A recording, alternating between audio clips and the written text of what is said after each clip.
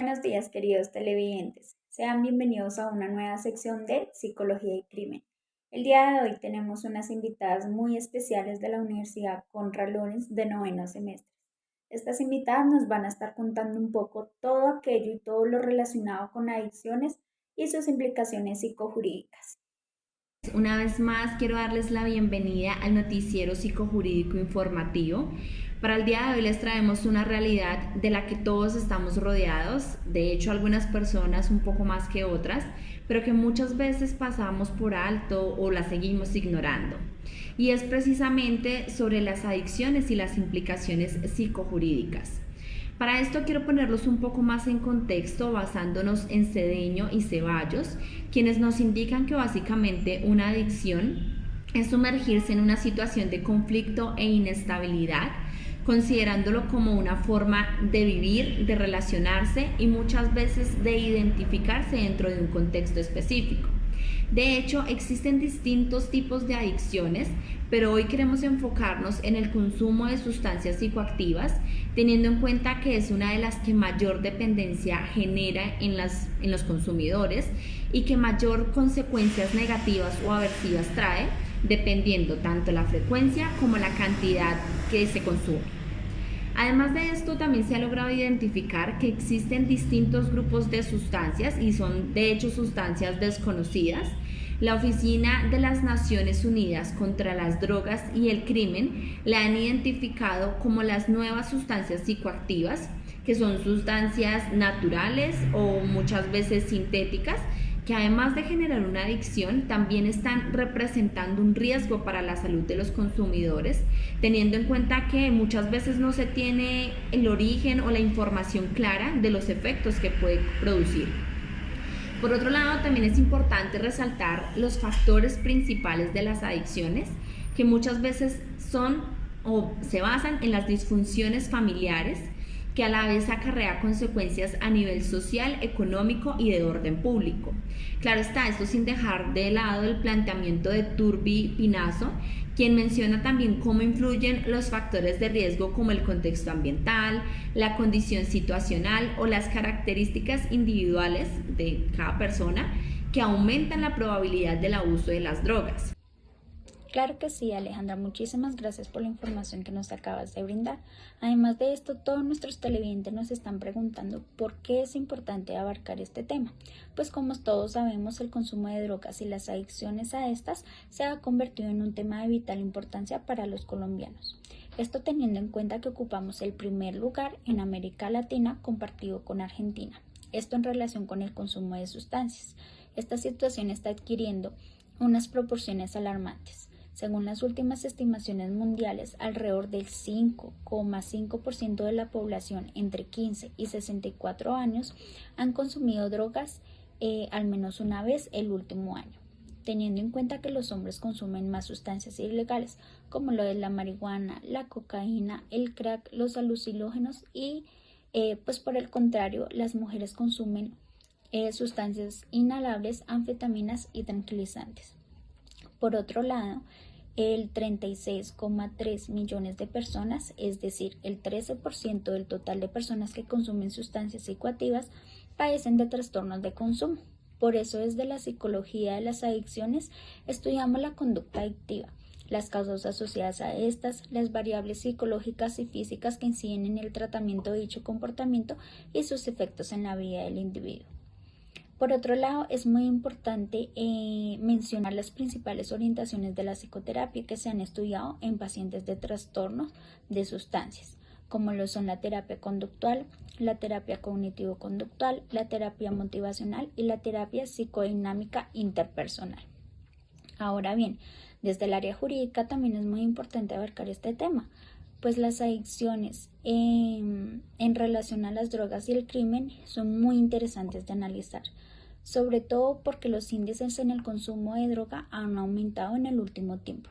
Si en el aumento el consumo de drogas aumenta, las cifras de delito también lo hacen, pues el consumo de drogas se relaciona generalmente con la delincuencia, ya sea porque delinquen para obtener ese consumo o porque cometen delitos bajo la influencia de las drogas.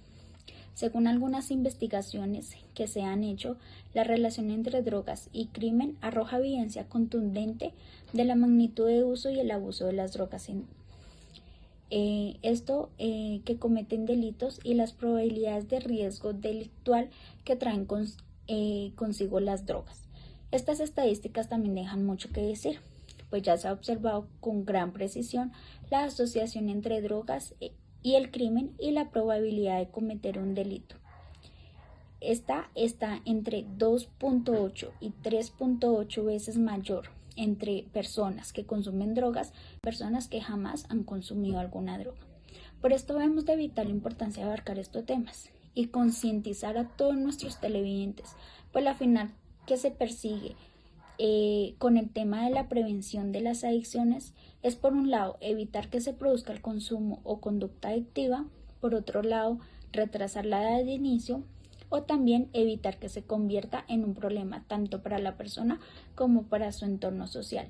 Además de esto, las implicaciones jurídicas que esto trae. Pues asimismo se disminuyen las cifras de crímenes y delitos de personas bajo el consumo de sustancias psicoactivas. Es evidente que en el ámbito carcelario, donde se supone que no tendrían dicho contacto con estas sustancias, es en el ámbito en el que más se tiene acceso a estas sustancias psicoactivas. Adicional a esto, lo podemos evidenciar ya que el narcotráfico en el ámbito carcelario, digamos que es lo que más mueve en cuanto a dinero. Pero bien, podemos hacernos la pregunta, ¿quién hace llegar esta droga a estos ámbitos carcelarios? Digamos que ahí es un interrogante en el que tendríamos que plantarnos, debido a que se han visto involucrados hasta funcionarios del INPEC, los cuales proporcionan que estas drogas lleguen a estas cárceles precisamente bajo algún tipo de soborno, por negocio o simplemente porque también tienen vinculaciones con ámbitos del narcotráfico. Adicional a esto, también podemos identificar cómo las mujeres esposas de los presos se prestan también para este tipo de situaciones, donde esconden la droga para poderla entrar a la cárcel en sus partes íntimas, en situaciones en las que no van a requisarlas, ¿sí? Digamos que también abrimos esta brecha en la que podemos identificar que no solamente las personas que se encuentran presas son como las culpables de esta drogadicción, de este narcotráfico, sino ver más a fondo cómo estos funcionarios del INPEC también en cierto modo se están untando, por decirlo de alguna manera, de este narcotráfico. Para continuar con este tema, le damos el paso a Sandra, quien se encuentra desde el ámbito carcelario informándonos más a fondo. Actualmente la psicología jurídica enfrenta muchos retos, entre ellos es el consumo de sustancias psicoactivas en el ámbito carcelario, en el cual se busca a través de sesiones de psicoeducación provocar una modificación en la vida del paciente para prevenir recaídas, pero esto solamente se logra con un programa de trabajado desde terapia cognitivo-conductual en la que se propone estrategias que le permitan la regulación emocional y el manejo del consumo compulsivo, llevando a las personas a una reestructuración cognitiva con una disposición al cambio, buscando un sentido de vida. Esto puede llevarse en el ámbito de que en la persona busque el sentido de vida como en su familia, en sus hijos, en sus proyectos a futuro, para de cierta manera mitigar un poco el consumo. Regular a la persona emocionalmente, enseñarle estrategias para que su impulsividad se mitigue un poco en cuanto al consumo de sustancias psicoactivas. La psicología jurídica enfrenta también otro reto, que es falta de apoyo económico para programas de promoción y prevención que tengan que ver con consumo de sustancias psicoactivas y también para programas interventivos.